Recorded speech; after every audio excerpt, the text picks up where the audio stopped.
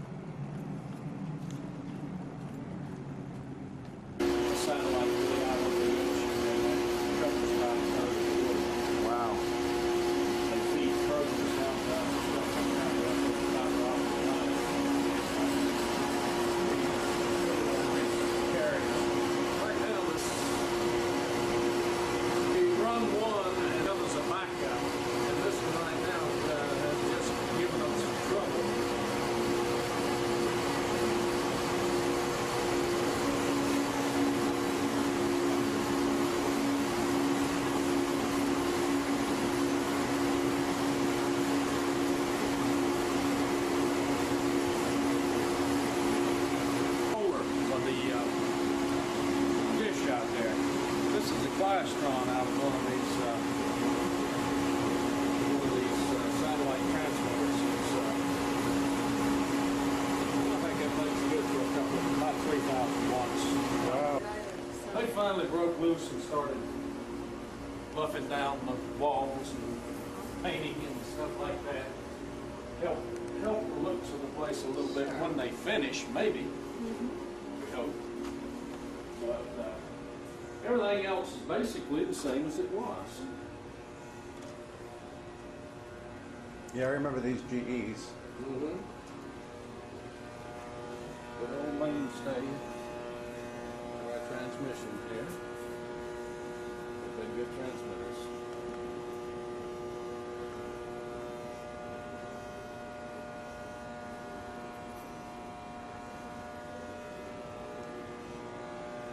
If I just walk down the aisle of this, or whatever makes you happy. These are all 250 kilowatt? Say what? These are all 250 kilowatt. Yeah. 250 kilowatts. I think that's about as much as we run anymore. Is that right? It's not so that even our 500s in Black Room, we run half power. And is that right? Over on the old Continentals, we only run one side of them. It's so expensive to run that much. And most of what we're doing right now, we're either shooting straight to Africa or down to the islands, Central South America, something like that. So we don't really, for the most part, we don't really need power.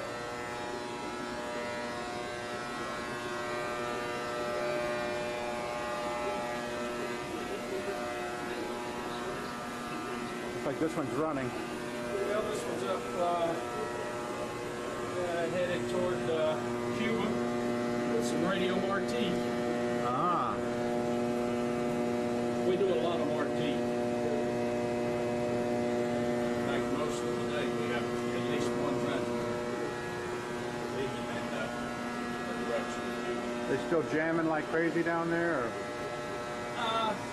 I haven't really heard much about it lately. I don't know what. I think mostly they're jamming the TV Marti. I don't think that ever worked out real well because they were jamming it so bad.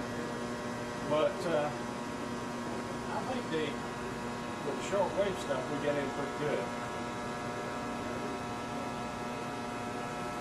For the most part, we'll generally have two transmitters on different frequencies. This one's running at 13 megacycles. We got one across the way over there, 11 megacycles, running at the same time.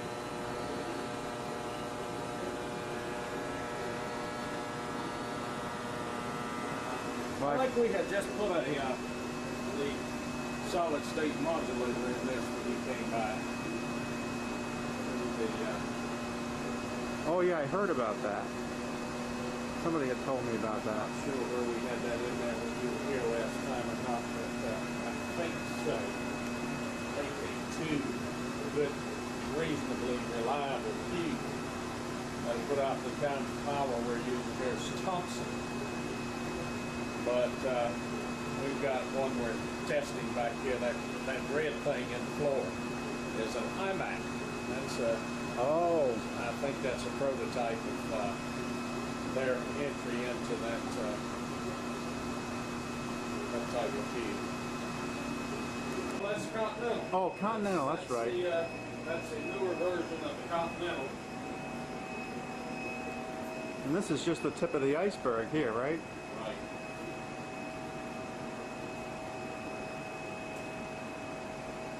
I think this was in, I saw this in one of the IEEE journals. This is actually a prototype. Is that right? They we bought this in, oh gosh, 85 and kept it on. Well, they did this in the Marconi and a couple of them at B-side, the AEG and the Brown Bavarian, and tested and tested and tested, and then they wanted to use. And I understand that Continental has really upgraded this tremendously. Like I say, this was strictly a prototype when they built it. Yeah. And I understand that at this point in time, they've upgraded this thing. About like your picture. Yeah.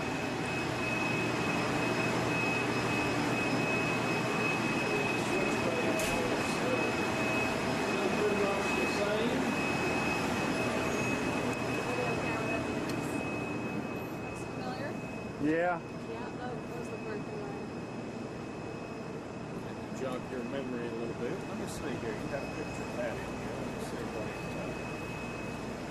I think there's a picture of one of the curtains in there. Yeah. I'm just trying to The antenna switching house. The switch bay had been closed in when you were here before. It used to be just a big open thing standing up in the air. And they put all the metal around it because it gave so much trouble in the wintertime. Yeah,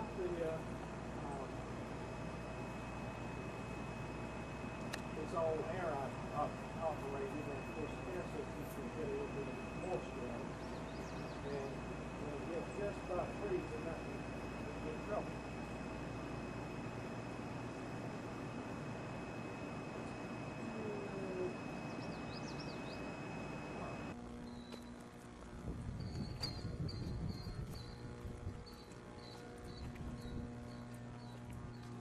I had visited Radio Canada also. Mm-hmm. They had a building much like this. Yeah,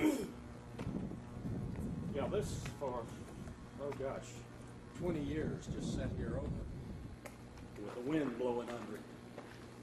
And gave us a real fit right at the point of freezing. And the temperature was just about freezing. All this stuff is, these cylinders are air actuated. And of course the air would, you get the moisture in there that would freeze. And it would cause the air cylinders to leak. Have to come out and turn the air off, let them stop, and then turn the air back on. But each of these has got two air cylinders here. There's one set 45-degree angle, one set vertical. And it takes two of those. They break the lines for the transmitter runs across the top, all the way down to the back end. The lines for the antenna run across under them. I see. And then this is a switch arm that breaks the upper line and drops it down, breaks the bottom line and moves it up, and then there's a little jumper piece that connects the two. so that we can theoretically put any antenna onto any transmitter. So those are what, air operated? Air operated. Those pistons like? They're little, Oh, yeah, I see it. rams. And the switches are actually above the ceiling? The switches are up in the ductwork there. Oh, on the ductwork. That's actually duct channels through there. That, Oh, I see the ductwork. and it's all aluminum paneled so that it acts like a great big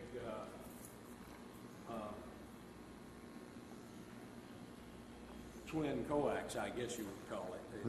It's a ductwork. See, those are the transmitter numbers.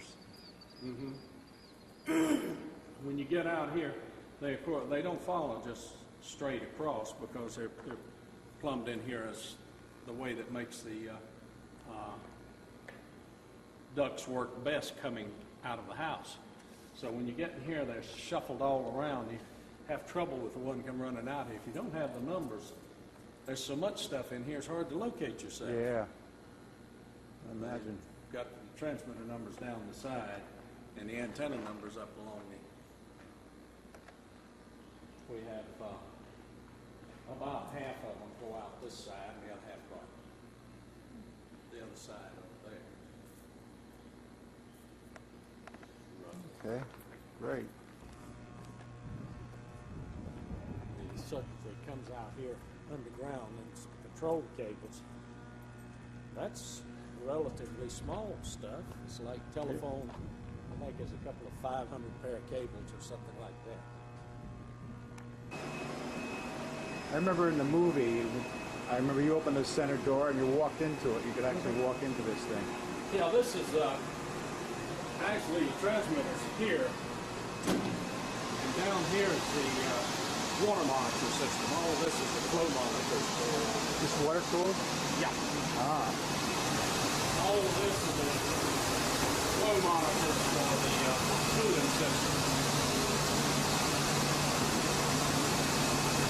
Is this running now? No, it's at standby right this minute. Is all that noise, that's the water going through Oh now? yeah, the water's running through it. It's almost wrong, the water's running through it.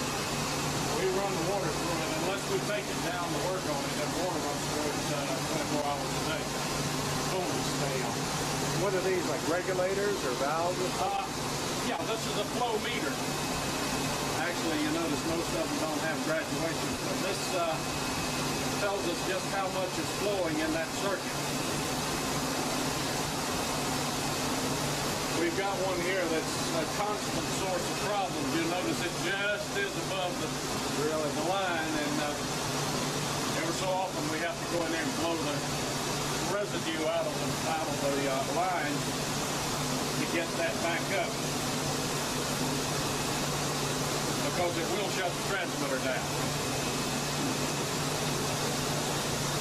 I can see they're wiggling around a little bit.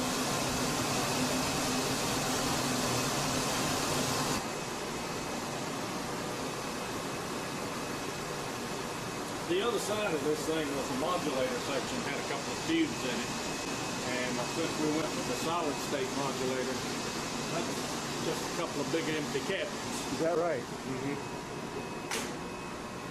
So So the modulator is just pretty much a stepping kind of thing? Or? it fits back here, I can.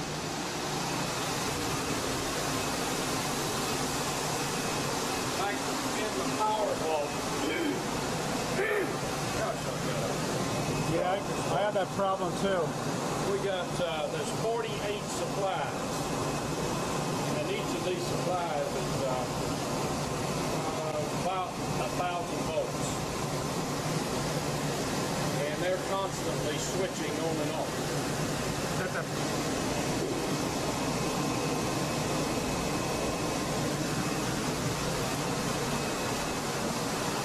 Modulators, they're very efficient.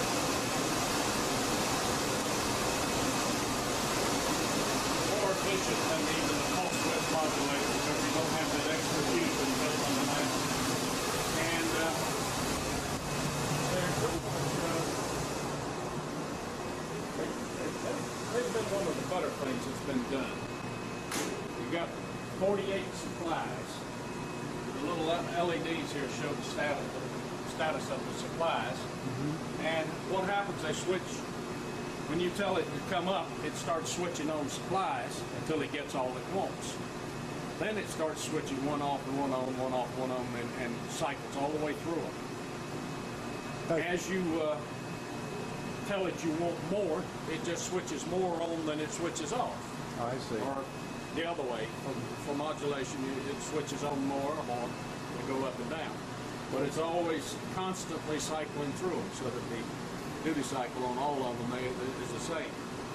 And you notice out of the little LEDs, one of them is out right now, means that supply is out. So it's just bypassing. Which one? Which LED? The red there? The little green ones, this is the status of all those supplies. Oh, I see. And that red one means one is out? No, the red one is, that means that it's turned off. Oh, I see. The inhibit is on.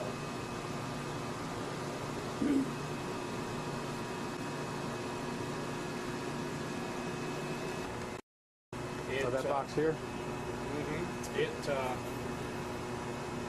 If power fails, the satellite system will continue to go, and there's a little generator out back that'll kick in to keep it up and going. But they consider that us, but all the about 2/3 of the world or something like that stations.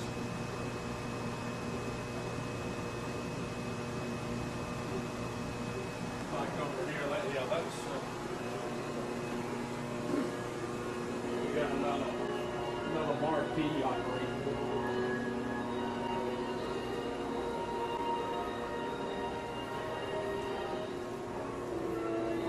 Last time I was here, I remember these were running 500 kilowatts. It's like two of them mixed together. We only run one side at a time now. Oh, is that right? Power consideration there is so much that, especially shooting the Cuba, we don't need it. You know what's amazing? I've been listening to. That's true. It's a couple 100,000 watts is plenty. Yeah. I know. I heard in Arabia that some of those countries are running 2 million watts. There's those beautiful national dials. They are virtually wore out too. Is that right? Yeah, these are the ones that got all the mechanism in there, to make them change numbers every time you turn them around. Right. And all of that stuff wears. And after they've been tuned for over 30 years, they're about worn out. You'll notice a couple of the servos are missing now, being worked on.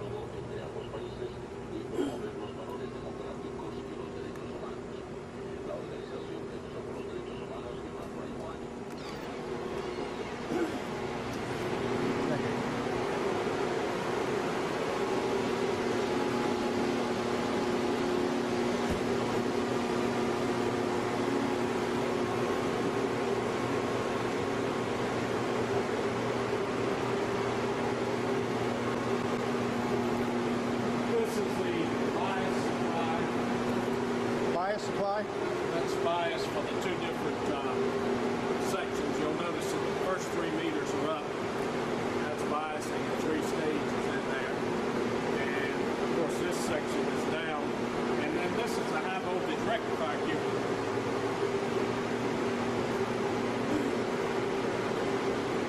Back in the old days when this thing was first constructed, this thing was full of mercury vapor rectifiers. Is that right? And its own heat and air conditioning system.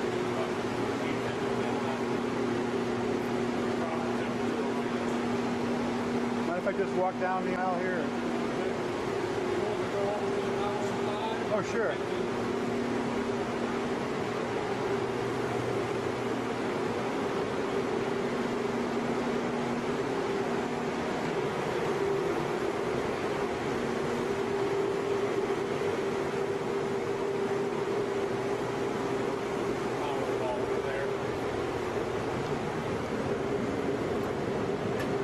modulation transformers or just power transformers?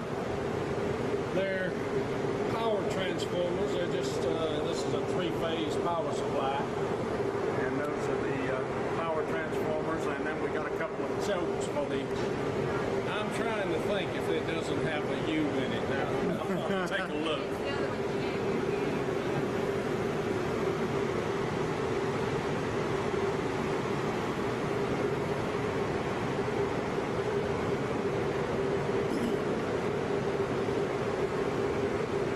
Yeah, those are the step-up transformers.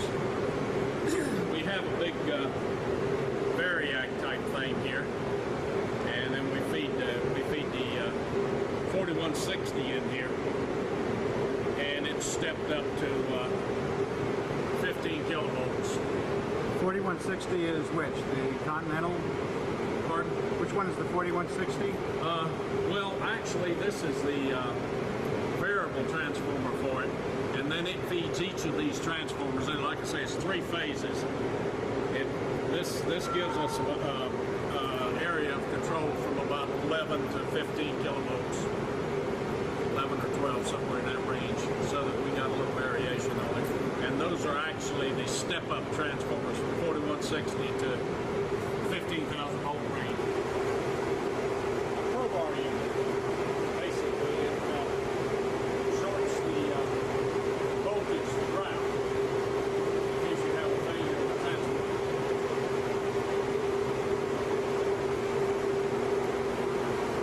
It actually is right across the lines going to the transmitter, the 15,000 volt lines, and if it senses a failure in the transmitter, it shorts that line to ground.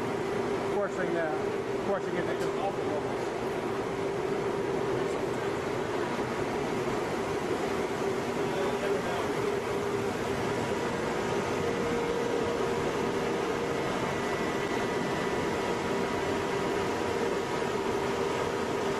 This is the water distilling, water purification. This is where we store our deionized water. Deionized. Circulating through the transmitter. There's a tank for each transmitter. There's a spare, and then there's one that we use to keep the water when it's made. We also use this run this water up to the other transmitters.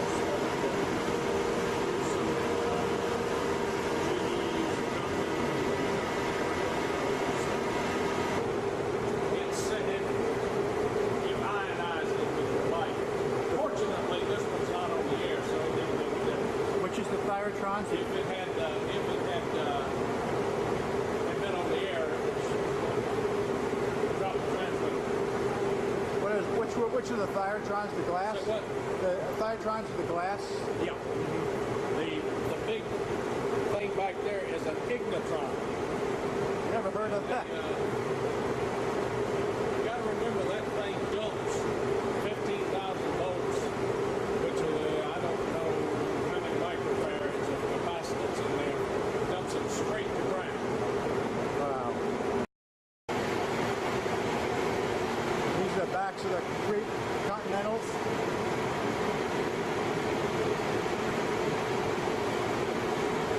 So now you just run one at a time.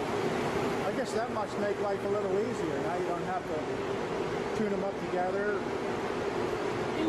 It's a little bit easier. Yeah. You've only got one side of 10, but what has helped even more than that is we have finally got to the point we've got them to leave them on the same band. Yeah. And this particular one stays, varies up and down a little bit on 11 megacycles. One over here is on 9, and one up, first one up there is on 15. And we shuffle up and down a little bit, but we don't actually change bands. So that's been a great one. Yeah. So,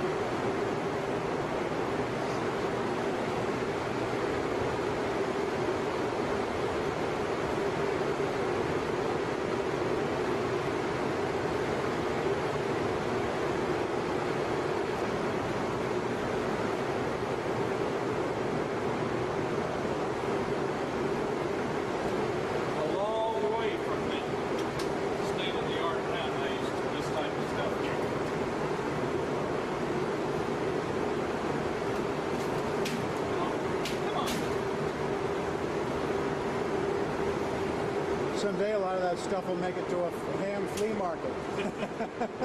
Probably so. Somebody will sell one little piece of that for $50 or something.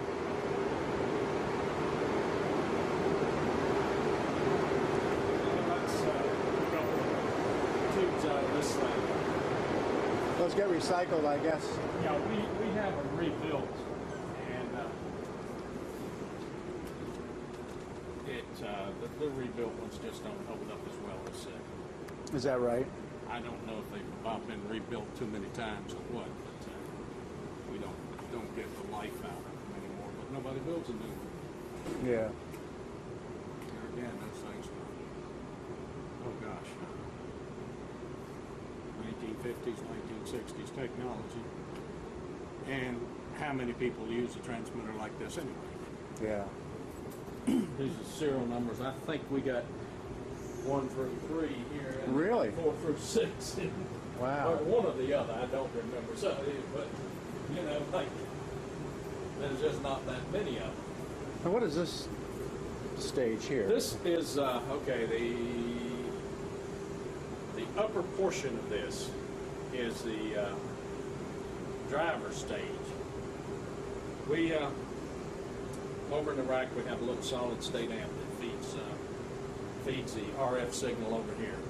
This amplifies it up to about 5 kilowatts. And then this section down here is an audio.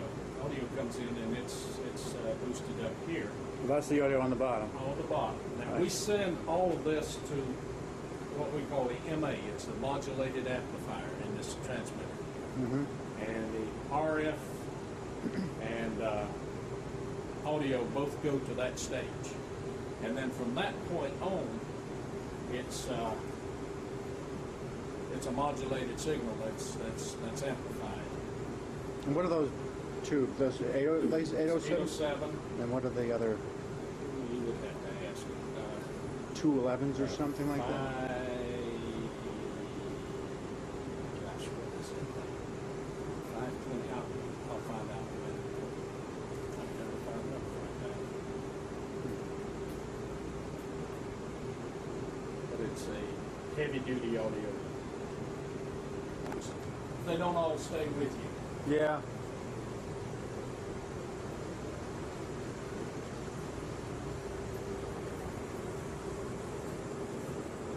So many years in broadcasting where everything was tubes.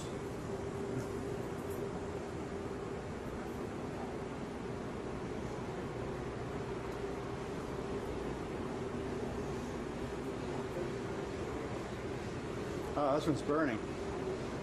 This one's lit up. This one's on the air.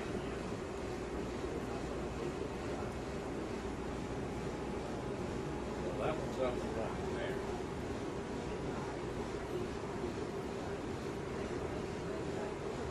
The warm glow of your friendly teeth.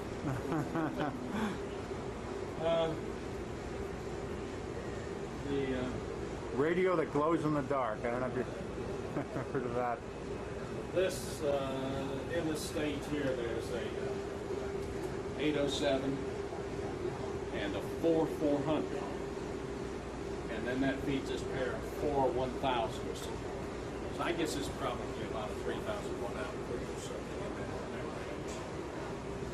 We don't run it anywhere near that.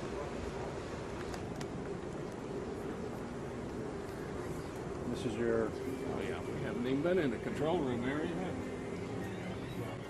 Oh, let's see here. Did we have the? I don't know what. I don't remember what we did have. I don't remember what these were. I have pictures of them, but I don't remember. I'm just trying to see if you actually had all of that here. Don't see it. Anyway, these are frequency synthesizers that we use to. This is where this thing starts out. We got about a volt of some frequency out here, which we run through a little broadband amp and feed over to the transmitter. All of this was crystal and tube oscillators in years past, but we've done away with that now. And we feed a signal out of here on frequency, whatever frequency we want to use. This is the frequency determining unit for each of these transmitters. Everything except the two in the back, they have their own built-in I see it's a frequency synthesizer. Fluke. I remember using Fluke power supplies. Oh, that's a big name. It's supposed to be a really top-notch name and stuff. These are little broadband amps that we feed this thing into for the first three over here, the Continentals. They feed through that, boost it up a little bit over to and get the transmitter. The others that go to the GE broadband amps mounted in the front of the GE itself. This is our audio switching. That's what I was trying to determine if we had that. No, I don't have everything on those pictures. Yeah, you don't have the control of areas. I can't tell what time frame they're in.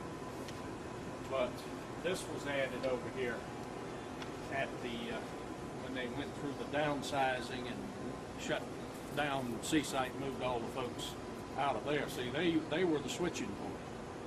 They fed over by microwave. They fed each of our transmitters whatever program it needed. I see. But since there's nobody over there to do that anymore, all of this is run by computer now. The audio comes in on the satellite feed, either over the fiber optic lines or around the world, depending on how the situation is at the moment. And we got 24 channels of audio. We have the capability of here. And the computer here does the switching for this site and B site. We send them their programs. And in fact, that's the multiplex equipment to B sites. Switches the audio. We have the sign-ons and sign-offs put into solid state modules. We did have them on CDs there, but we got them now in the solid state storage module. That works real well. So we got the sign-on in there for our standard sign-on. We got 2 or 3 different kinds of sign-off. I got a BBC sign-on, another item or two in there, and this fires all this up and switches back and forth to the different audio sources.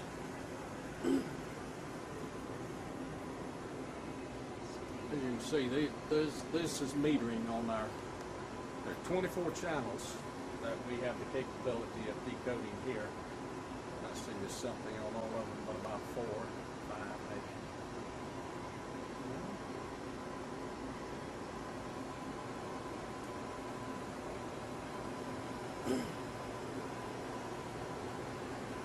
This equipment over here this is the what do you call it? The IF section and the digital section of the satellite stuff. It starts the satellite signal starts out down here. It's generated with digital modulator type techniques and sent out of this room at about 70 meg over to the satellite room to the uplink room, and at that point it's kicked up to the 6 gigahertz region, something like that, and sent out. We send 2 carriers, each with 24 channels on it, and then we have another that has all the telephones and data links for our other stations. All goes out of here. We get it down from Washington by fiber optic cable.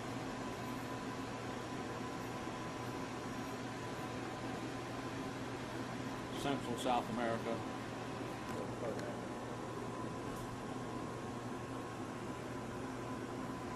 Actually, the program that we've got on the air here now comes to us from Washington on a fiber optic link.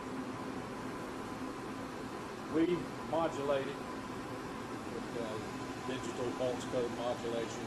We modulate the thing here, put it into the other room, send it up to the satellite. That's Then your we own have satellite? a receiver. That's your own, huh? No.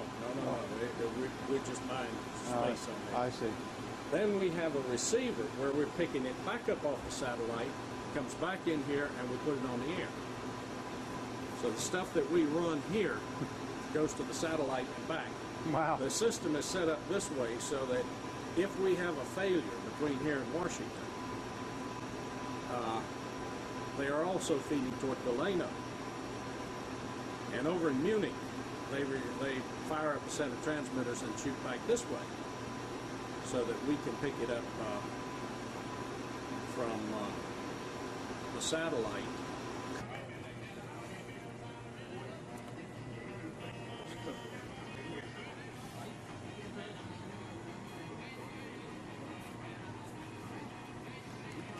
And each one of these columns is a transmitter, I guess. So it looks like there's two on right now. There are two on right at this moment.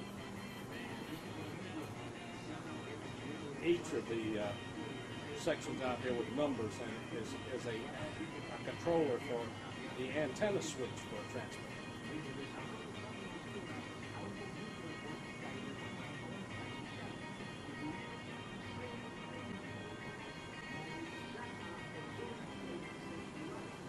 It's quite a room.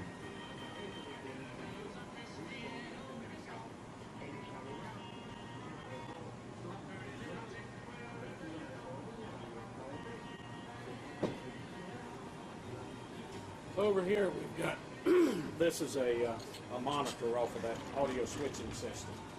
And the one sitting beside it is, we call that Jennifer. That is a scheduled prompter. We punch in our schedule, and if a transmitter's not up when it's